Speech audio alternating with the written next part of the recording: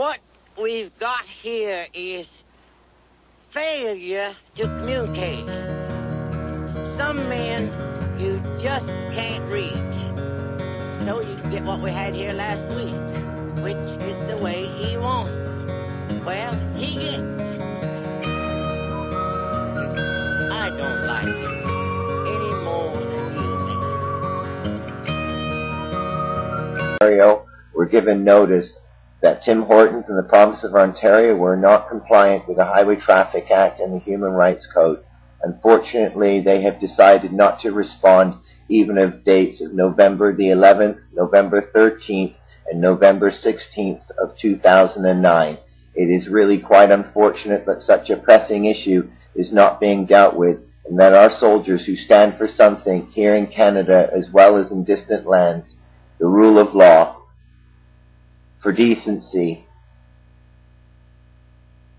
and the equal opportunity for all in Canada.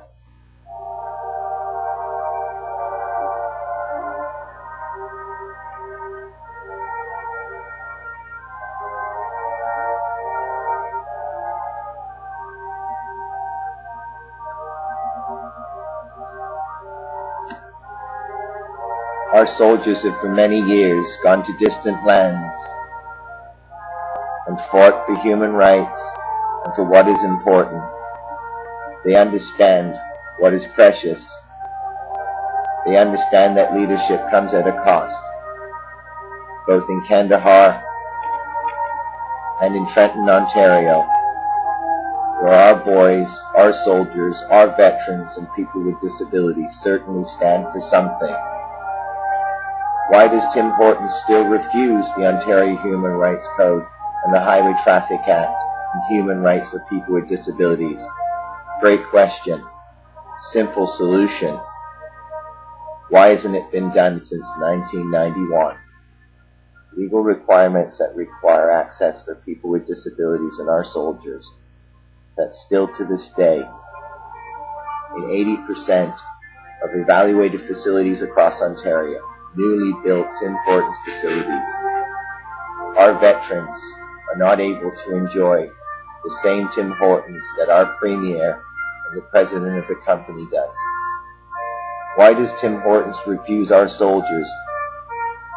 Why do they use them as public relations tools when they're out there fighting the good fight, doing what is important, the human rights that we stand for all?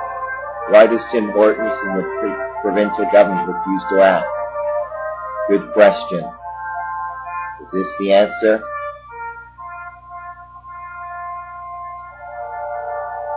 Is it complacency?